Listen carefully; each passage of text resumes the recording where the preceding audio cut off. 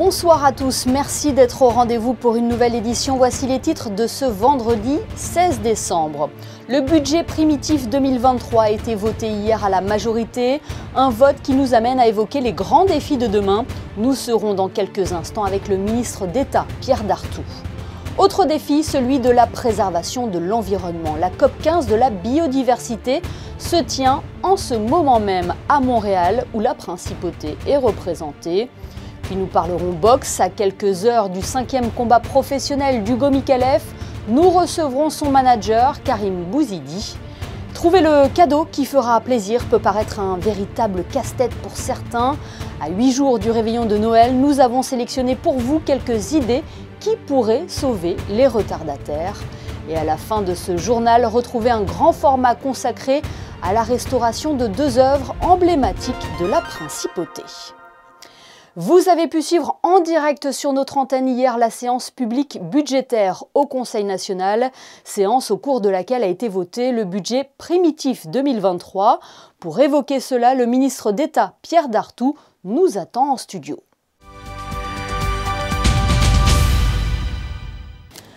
Bonsoir Monsieur le Ministre. Bonsoir. Le budget primitif a été voté à la majorité hier soir. Quel est votre sentiment sur ce vote ? Il a été largement voté. Il y a eu simplement quelques voix contre, mais je considère que c'est un vote positif, très positif, et qui nous satisfait pleinement. Les débats ont parfois été houleux dans l'hémicycle hier soir, mais toujours cordiaux. Comment vous pourriez qualifier votre relation, la relation du gouvernement princier avec le Conseil national ? Ah bien, c'est une relation qui est indispensable, puisque ce sont 2 partenaires institutionnels, mais c'est vrai que nous ne sommes pas toujours, sur la même longueur d'onde.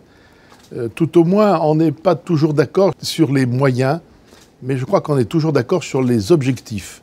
Mais bien entendu, le chemin est parfois complexe, difficile, et c'est là où nous pouvons avoir quelques divergences. Quelques désaccords. Ce vote du budget primitif nous amène vers l'année 2023. Quels sont les grands chantiers qui vont mobiliser le gouvernement princier ? Alors, les grands chantiers, c'est celui que je vous ai indiqué. D'abord, le logement pour les Monégasques, le plan national de logement, qui est un objectif essentiel, qui a été annoncé par le souverain et en 2019. Et nous faisons en sorte que le déroulement, la mise en œuvre de ce plan se fasse dans les meilleures conditions possibles. Et nous sommes d'ailleurs, à l'heure actuelle, nous tirons un bilan satisfaisant des choses, puisque nous serons en avance par rapport aux objectifs pour l'année 24. La mobilité aussi Alors la mobilité, c'est un sujet très complexe. Et comme je l'ai dit lors de mon intervention, il n'y a pas de réponse simple face à un problème complexe. Je crois qu'il faut distinguer les sujets qui peuvent être réglés dans le court terme et ceux qui ne peuvent être réglés que dans le moyen-long terme. Alors dans le court terme, il y a un certain nombre de sujets qui sont de nature à fluidifier soit l'accès à la principauté, soit la circulation dans la principauté. C'est un certain nombre d'aménagements des rues, privilégiés, par exemple, les voies pour les bus, spécifiques pour les bus, par rapport au stationnement. Alors, il y a des choix à faire qui peuvent parfois créer des problèmes. Les gens ne seront peut-être pas toujours contents que l'on efface des places de stationnement, mais c'est nécessaire pour que le bus puisse circuler dans les meilleures conditions. Donc, nous avons un certain nombre d'idées que nous allons d'ailleurs confronter avec le Conseil national, puisque nous aurons avec eux, je pense, au cours du mois de janvier, une CPE là-dessus, et ensuite présenter à la population monégasque. J'imagine également que le gouvernement sera attentif et vigilant à la situation énergétique et économique. Absolument. Alors d'abord, pour ce qui concerne la situation énergétique, je dois dire que la SMEG avait pris toutes les précautions nécessaires. Monaco n'est pas isolé du reste du monde. Monaco est très lié à la France, notamment pour la fourniture d'électricité. Mais, encore une fois, il y a eu une certaine anticipation et j'en remercie la SMEG. Pour l'année 2023, forcément, il va y avoir un accroissement des tarifs. Nous l'avons annoncé parce que le prix de l'électricité augmente considérablement. Il va être à peu près en moyenne de 75%. Et nous avons donc décidé de limiter cette hausse pour les familles et pour les petites entreprises à 15%, 33% pour les entreprises qui consomment mais qui ne sont pas les toutes premières à consommer, et celles qui consomment le plus, ça sera 45%. C'est-à-dire dans les 3 cas, nous allons prendre en charge au niveau du budget une partie du coût. Une partie importante pour les familles, une partie moins importante pour les entreprises. Pour les entreprises, c'est la volonté à la fois de préserver les finances publiques, mais également de permettre à nos entreprises d'être toujours compétitives, tout en les incitant à faire des économies. Pour les familles, c'est incontestablement une mesure de préservation du pouvoir d'achat qui va être érodé en 2023 comme en 2022. Et concernant la situation économique, on voit par exemple l'inflation. Alors l'inflation, elle est liée à celle qui existe en France, naturellement. Elle est incontestable, surtout pour les produits alimentaires. Le fait qu'il y ait cette guerre en Ukraine, qui concerne 2 des pays les plus exportateurs de céréales, ça concerne des aliments de base, ça entraîne des hausses des prix des pâtes et des prix du pain. Et donc l'inflation sur les produits alimentaires est peut-être un peu plus forte que pour les autres produits. Et ça frappe bien sûr les familles. Et c'est dans cet esprit que déjà en 2022, nous avons pris des mesures concernant notamment les fonctionnaires pour éviter qu'ils perdent du pouvoir d'achat. Et nous avons revalorisé les rémunérations des fonctionnaires à hauteur de 6,8% sur l'année. Nous avons aussi préservé le bon Carlo, nous les avons même augmentés. Et nous n'oublions pas le secteur privé, puisque nous avons incité les sociétés par un certain nombre de dispositifs à créer des primes complémentaires pour les salariés, primes qui ne seront pas chargées, comme on dit, qui ne sont pas chargées, c'est-à-dire qui ne font pas l'objet de charges sociales qui pourraient les grever. Monsieur le ministre, dans quelques jours, nous allons passer à l'année 2023. Quel bilan pouvez-vous tirer de l'année 2022 ? L'année 2022 a été pour nous une année difficile. Certes, nous avons la lutte contre le Covid, fort heureusement, a perdu de son intensité, même si nous sommes restés très vigilants, et il faut toujours rester vigilants. Mais ce qui nous a forcément impacté, c'est ce conflit en Ukraine, qui a eu toutes sortes de conséquences. On parlait du prix de l'énergie, mais également dans les relations internationales. Monaco a été confronté aussi à l'arrivée d'un certain nombre de personnes qui ont fui l'Ukraine et dont on s'est occupé. Il y a eu beaucoup de conséquences aussi sur le plan touristique, mais des conséquences qui finalement n'ont pas été négatives puisque nous avons eu une excellente saison touristique grâce à la capacité, à l'attractivité de nos hôtels, grâce aussi aux grands événements. Et cette belle saison touristique nous a permis, encore une fois, d'être dans une situation économique favorable, très favorable par rapport au reste de l'Europe. Est-ce que vous abordez cette année 2023 avec sérénité ? Alors il faut toujours avoir de la sérénité, il ne faut pas perdre son sang-froid, mais il faut quand même voir toutes les données qui sont en face de nous. On est face à une situation internationale compliquée sur le plan politique et économique. Nous sommes aussi dans une économie qui a montré toute sa solidité.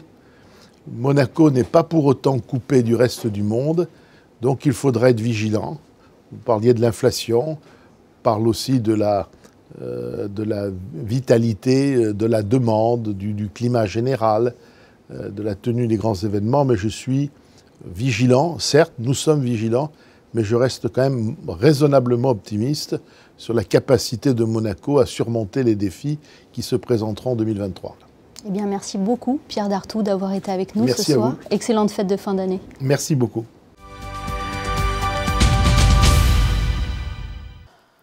Dans le reste de l'actualité, un feu s'est déclaré ce matin dans une des boutiques du One Monte Carlo. Les caméras thermiques utilisées par les sapeurs-pompiers de Monaco ont pu détecter l'origine de l'incident pour maîtriser rapidement la situation. L'intervention, qui aura mobilisé une trentaine d'hommes, n'a fait aucune victime. Dans un tout autre domaine, Anne-Marie Boisbouvier, ambassadeur extraordinaire et plénipotentiaire délégué permanent de Monaco auprès de l'UNESCO, a été nommée chevalier dans l'ordre de la Légion d'honneur. Elle a reçu cette distinction des mains de l'ambassadeur de France à Monaco, Laurent Stefanini, au Yacht Club de Monaco et en présence notamment du prince Albert II. À Montréal, les négociations se poursuivent à la COP15 de la biodiversité. Le ministre de l'Équipement, de l'Environnement et de l'Urbanisme a pris la parole jeudi après-midi dans le cadre du segment de haut niveau. Dans son discours, Céline Caron a rappelé, je cite, la nécessité pour les États de s'engager sur un cadre mondial post-2020 ambitieux et volontariste pour inverser les tendances de perte de la biodiversité avant qu'elles ne deviennent irréversibles.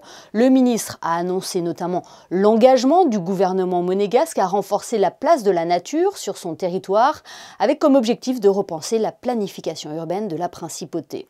Céline Caron a également assisté dans la journée à un side event organisé par la coalition de la haute ambition pour la nature et les peuples, dont Monaco fait partie des premiers membres depuis 2019. Ce regroupement d'États est coprésidé par la France et le Costa Rica et son but est de soutenir l'adoption d'une cible ambitieuse visant à protéger 30% des terres et 30% des océans de notre planète d'ici 2030. Je vous propose d'écouter à ce sujet l'explorateur de National Geographic, Henrik Sala, au micro d'Alexandra Pani. L'objectif de Target 30%, c'est qu'il faut protéger 30% de la planète, 30% de la Terre, 30% de l'océan, parce que c'est notre soutien de vie. Il faut restaurer la nature, il faut protéger plus. Et j'espère que tous les pays du monde vont suivre l'exemple de Monaco, le leadership de Monaco, qui appuie cette Target qui est absolument importante globalement. C'est pas seulement important pour la biodiversité, c'est important pour l'humanité, parce que si on veut alimenter à 8 milliards de personnes, on a besoin de plus de nature. Et Henrik Sala faisait référence dans son interview à l'exemplarité et l'implication de Monaco dans la protection de la biodiversité. Le gouvernement princier et la Fondation Prince Albert II viennent d'ailleurs de s'associer à l'Union internationale pour la conservation de la nature, un partenariat qui vise à soutenir la liste rouge des espèces menacées de l'UICN grâce à une contribution exceptionnelle de 600 000 € sur les 3 prochaines années. Peace and Sport récompensé au sommet mondial des lauréats du prix Nobel de la paix. L'organisation a reçu le prix du sommet de la paix 2022 à Pyeongchang, en Corée du Sud, la même où s'étaient déroulés les Jeux olympiques d'hiver en 2018. Le président fondateur de Peace and Sport, Joël Bouzou, était sur place pour recevoir ce prix qui honore des personnes qui contribuent à la justice sociale internationale. Intéressons-nous à présent à ce nouvel hommage rendu au prince Albert Ier dans le cadre des commémorations du centenaire de sa disparition. Le lycée technique et hôtelier de Monaco a proposé dernièrement un menu terre-mer en lien avec les goûts et les habitudes du trisaïeul du prince Albert II. Julia Vial, Clélia Renaud et Lionel Bernardi se sont rendus en cuisine pour assister à la préparation de ce menu d'exception. 2 ans de travail et de réflexion pour arriver à proposer ce menu en l'honneur du prince Albert Ier. Les élèves ont fait de nombreuses recherches sur les produits particulièrement appréciés par le prince savant. L'évidence est alors apparue de proposer des plats entre terre et mer. Albert Ier était un fin chasseur et il adorait la pêche. Donc c'est un menu qui est composé à base de homard et de canard colvert. Voilà. Et donc les élèves, durant leur chef-d'œuvre, ont réfléchi à comment utiliser le canard colvert et le homard dans son entièreté. Donc on a gardé les parties nobles pour les servir de la manière la plus prestigieuse possible et on a utilisé les bas morceaux pour faire des sauces, des jus, un consommé. Ce menu qui est issu d'un projet pluridisciplinaire intitulé Le chef-d'œuvre et l'opportunité de dévoiler toutes leurs compétences, une vraie fierté pour ces jeunes pleins d'ambition. On doit quand même faire quelque chose qui est incroyable. On doit faire le menu du centenaire de Albert Ier qui, franchement ça fait du bien d'avoir des responsabilités ici. Alors qu'on est simplement des élèves. Hein. Donc franchement, ça fait du bien.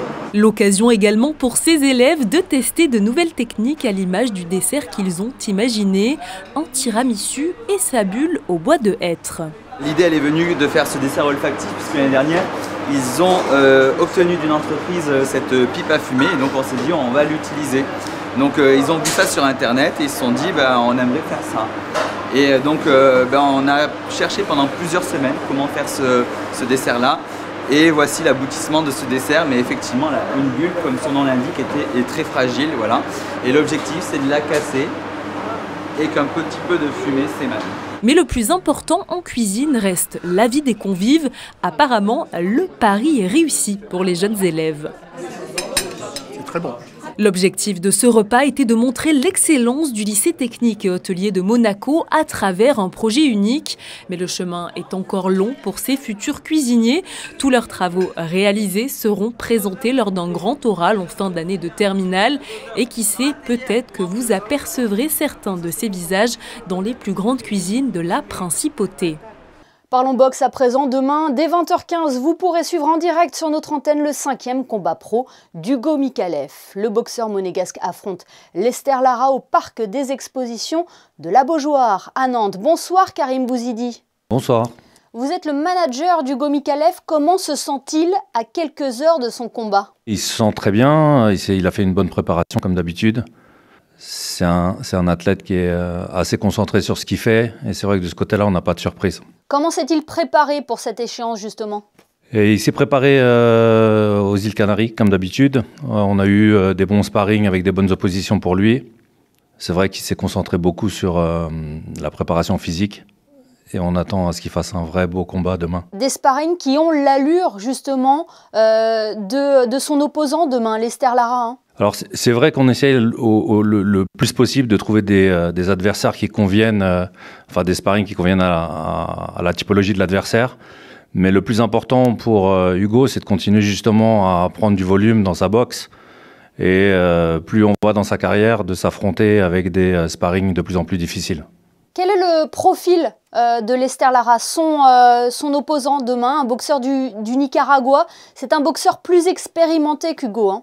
Oui, c'est un boxeur qui a un palmarès de 17 victoires, 12 défaites si je me trompe pas, et 2 matchs nuls. La boxe nicaraguayenne, c'est une boxe assez offensive. Les boxeurs du Nicaragua ne passent pas vraiment par la boxe amateur. Ce sont des gens qui passent directement en professionnel, donc ils sont assez expérimentés à ce niveau-là, et ça va apporter une bonne opposition à Hugo. Et qu'est-ce qui pourra faire la différence demain sur le ring? Ouais, très sincèrement, Hugo, c'est un boxeur qui est complet. Alors c'est facile à dire quand on manage Hugo, mais c'est un boxeur qui est très technique, Hugo, qui se déplace vraiment beaucoup. Demain, il va boxer un boxeur gaucher, donc ça va être un tout petit peu plus compliqué dans l'approche offensive. Mais on peut s'attendre à un Hugo assez percutant. Je pense qu'il va toujours avoir une boxe assez aérienne, comme il nous l'a déjà démontré. Et je pense qu'il a en tête d'essayer de finir le combat avant la limite. Plus généralement, Karim, quel regard portez-vous sur le parcours d'Hugo? Très sincèrement, des boxeurs comme Hugo, il n'y en a pas beaucoup. Je vais dire un athlète comme Hugo, il n'y en a pas beaucoup. Il est assez focalisé sur ce qu'il fait. Il fait que de la boxe. Il se lève boxe, il dort boxe, il mange boxe. C'est pour ça qu'il est parti sur l'île des Canaries pour s'entraîner. Je pense que d'ici 2 à 3 ans, Hugo aura une chance mondiale. On a bien démarré le début de carrière. Il est bien supporté par toute l'équipe autour, son entourage familial, ses amis. Il a une vie assez stable. Il est plus que content du soutien des Monégasques à son égard. Et je pense que ça favorise beaucoup aussi dans sa façon d'appréhender ses combats. Maintenant, on a une année qui va venir qui va être assez chargée en combat pour lui. Je pense que ce combat de fin d'année, il a vraiment hâte d'y être et de faire quelque chose de bien pour Monaco. Et on peut s'attendre à vraiment du beau Hugo. Donc on est assez satisfait de travailler avec lui et c'est vrai qu'on a des bonnes perspectives d'avenir. Et on sera derrière lui demain, un combat à suivre en direct sur notre antenne à partir de 20h15. Ce combat sera suivi d'un débrief avec notamment René Jacot, ancien champion du monde de boxe. Merci Karim Bouzidi d'avoir été avec nous depuis Nantes. Eh bien, je vous remercie beaucoup et puis à demain. J-8 avant le réveillon de Noël, ce week-end sera sûrement l'occasion pour vous de trouver les derniers cadeaux manquants. Et peut-être que le reportage qui va suivre va vous permettre de trouver quelques idées tendances. Sélection avec Vanessa Dessy et Jean-Alexandre Dordet. C'est le petit cadeau qui fait fureur avec celui-ci. Donc on peut prendre des photos en instantané, pouvoir célébrer ses soirées. C'est pas mal le soir de Noël pour avoir des bons petits clichés. Les nouvelles technologies se sont imposées dans notre quotidien, de quoi donner des idées de cadeaux de Noël en cette fin d'année 2022. Première partie, on est beaucoup sur des produits techniques avec des idées cadeaux qui sont des smartphones, ordinateurs portables, notamment pour les étudiants. On va avoir beaucoup de produits son, des casques intra-auriculaires, des casques aussi à arceaux, des casques à arceaux, énormément. Ensuite, on va basculer aussi sur l'univers du petit électroménager, avec des produits notamment celui qui fait fureur, le Dyson Airwrap, celui que beaucoup de femmes convoitent pour Noël. Ensuite, la deuxième partie du magasin, on est plutôt sur des produits éditoriaux, avec beaucoup de livres. On a notamment le prix du roman littéraire actuellement au magasin. Beaucoup de livres pour petits, les tout petits, 0,3 ans, 0,6 ans, qui font vraiment un carton, mais vraiment c'est exceptionnel. L'iPhone 14 Pro est le cadeau le plus prisé, mais ce dernier n'a aucune chance d'arriver à temps sous le sapin de Noël. La marque rencontre de nombreuses difficultés pour se réapprovisionner. Comme chaque année, toujours des petites pénuries. Donc là, comme vous le savez tous, il y a des petits problèmes de grève chez Apple en Chine, et donc du coup, compliqué d'avoir avant Noël l'iPhone 14 Pro et le 14 Pro Max. Des modèles que souvent on s'arrache le jour de Noël parce que c'est vraiment des beaux petits cadeaux, notamment sur les dernières nouveautés qu'ils ont pu faire. Et là, malheureusement, il va falloir attendre le début d'année 2023 pour avoir du stock sur ce produit. Du côté des jouets, le rétro est l'une des grandes tendances que connaît actuellement l'industrie du secteur. Les Lego et les Barbie se retrouvent toujours en nombreuses déclinaisons dans les chambres d'enfants. Des produits en effet indémodables. Place à présent à votre Focus Info du jour. Un grand format consacré ce soir à la restauration de deux œuvres emblématiques de la Principauté. L'une se trouve à la chapelle de la Miséricorde, l'autre à la cathédrale de Monaco. Retour sur cette vaste campagne avec Christine Datomel, Alexa Vial et Olivier Bonello. Il s'agit d'un moment historique pour la Principauté et notamment pour le patrimoine religieux monégasque. L'œuvre emblématique, le gonfalon des pénitents blancs, vient d'être installée de manière permanente dans la chapelle de la Miséricorde. L'état de conservation de cette bannière de procession avait nécessité une restauration complète débutée en 2019. La première mention écrite du gonfalon date du 21 novembre 1640, présentée à l'occasion d'une manifestation religieuse. Il avait été réalisé à Gênes par un artiste inconnu à la demande de Luisa Trivultia Galliente, épouse du commandant responsable de la garnison espagnole de Monaco jusqu'en 1641. Il s'agit d'une bannière qui est biface. Donc il fallait à la fois retendre certains fils puisqu'elle était trouée, très abîmée avec le temps, mais également faire les repeints, et elle a deux représentations bien différentes de chaque côté. De plus de 2 mètres de haut et peinte à l'huile sur ses deux faces, l'œuvre est faite de damas cramoisis bordés d'or. Elle offre d'un côté une Pietà de Saint-Nicolas et de Sainte-Dévote, et de l'autre la naissance de la Vierge entourée de Saint-Nicolas et de Sainte-Dévote.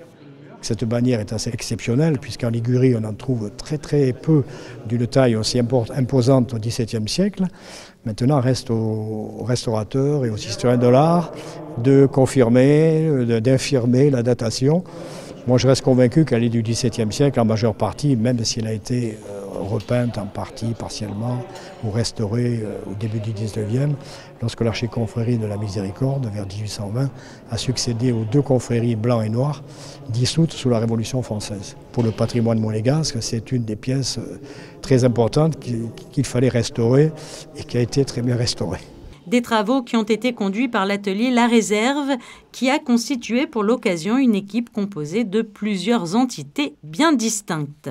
Le gonfalon des pénitents blancs, présentant donc un caractère dual, un dispositif particulier a été mis en place, un cadre mobile qui permet dorénavant aux visiteurs d'admirer les deux faces de la pièce. 1, 2, 3. À quelques mètres de là, la cathédrale se prépare elle aussi à abriter de nouveau entre ses murs une œuvre emblématique. Le caisson de la Pietà vient lui aussi d'être restauré pour conserver au mieux l'œuvre dans le temps.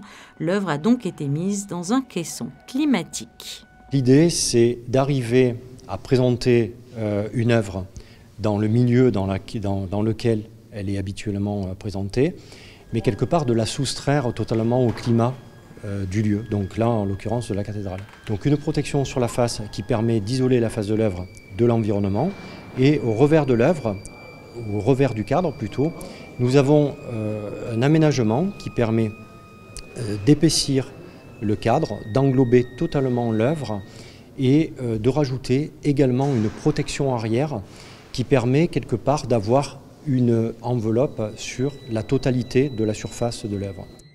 On est sur un programme en effet d'entretien préventif et de conservation préventive des œuvres de la cathédrale qui a commencé dès l'année 2017. Donc il y a plusieurs œuvres de la cathédrale qui nous entourent, qui ont été mises protégées par ces dispositifs puisque la cathédrale est sujette aux variations climatiques du fait de sa position au sommet du rocher et très proche de la mer. Donc ces œuvres sont en panneaux de bois, elles sont extrêmement anciennes et de fait, comme c'est un matériau qui répond aux variations d'humidité relative, les couches picturales ont tendance à souffrir de ces variations dimensionnelles-là. Et donc pour les protéger, on les place dans ce dispositif. Donc cette année, on a fait la maintenance du caisson. Les sondes qui sont à l'intérieur et qui captent la température et l'humidité ont été remplacées. On a fait la vérification des piles et de vérifier en effet que le caisson maintenait une humidité relative stable. Des restaurations qui ont demandé un grand savoir-faire et un travail d'orfèvre, des travaux de conservation hors du commun afin d'entretenir le patrimoine historique et religieux de la principauté de la meilleure des manières.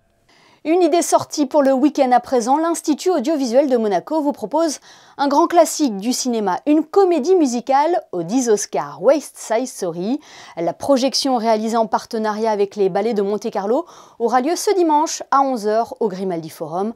Fabien Bonilla est avec Vincent Vatrican pour vous en parler. Vincent Vatrican, bonsoir. Bonsoir Fabien. Aujourd'hui, nous allons parler d'une comédie musicale, West Side Story, c'est un film de 1962. On peut dire que c'est un monument de la comédie musicale? Le mot n'est pas usurpé. Ouais, c'est le Roméo et Juliette du XXe siècle. Oui, alors ouais. Il faut replacer les choses dans le contexte, ou du moins l'origine du projet. C'est d'abord une comédie musicale montée par Jerome Robbins à New York, qui est effectivement une adaptation modernisée et transplantée à New York de Roméo et Juliette. Le film vient ensuite. Ça a été remis justement au goût du jour, hein. C'est une bande rivale à New York sur fond de racisme. C'est toujours d'actualité, ce film?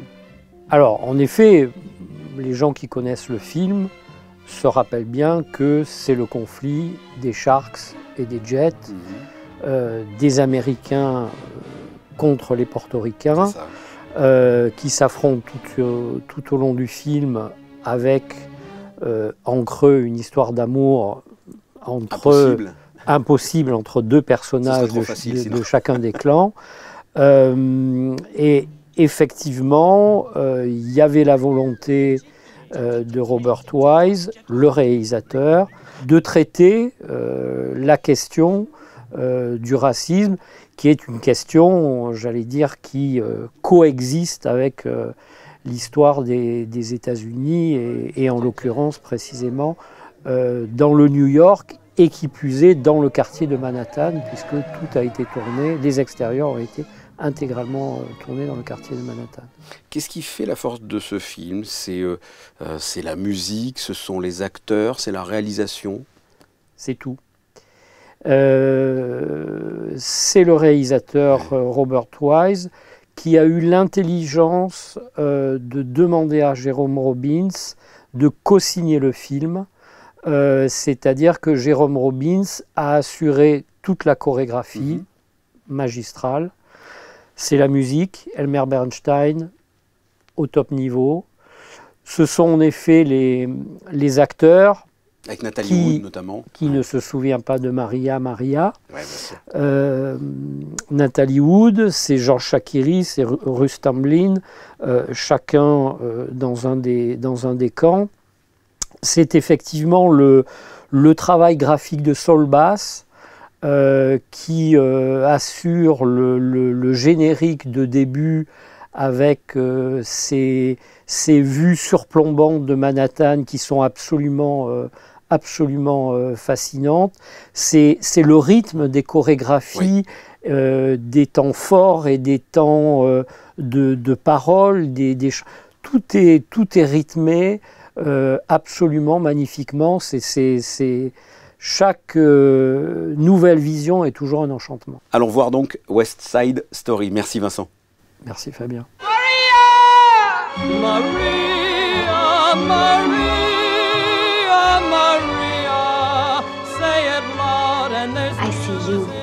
See only me. Somehow, someday,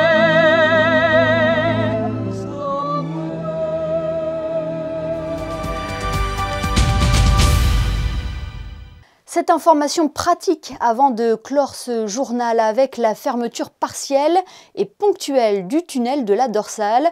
La partie concernée se situe entre les ronds-points Aurélia et Canton. La circulation sera coupée sur cette portion à partir de ce vendredi jusqu'à la fin de l'année entre 21h et 6h du matin. Retrouvons Julia Vial pour notre traditionnel point sur la météo. Bonsoir Julia, avez-vous de bonnes nouvelles pour ce début du week-end ?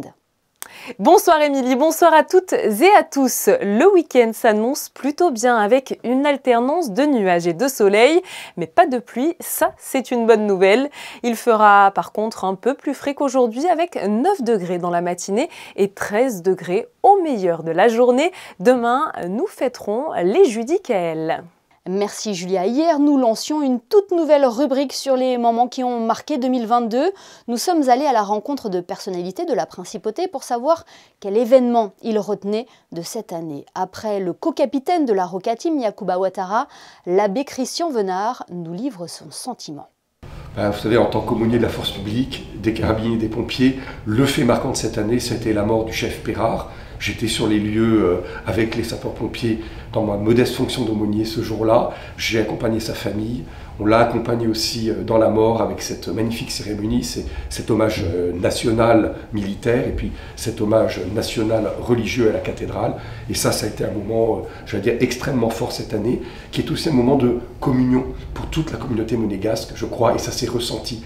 Et là, je crois qu'il y a eu on a compris à quel point nous étions unis les uns les autres dans cette principauté de Monaco et à quel point nos amis sapeurs-pompiers en particulier ont un rôle à jouer dans cette communion tous ensemble dans notre vie ici à Monaco. Voilà pour ce moment émouvant qui aura marqué l'année 2022 de l'abbé Venard. Ce journal est à présent terminé. À demain, samedi, pour une nouvelle édition au cours de laquelle nous aborderons les 40 ans de présidence du prince Albert II à la Croix-Rouge monégasque. Excellente soirée à tous sur Monaco Info.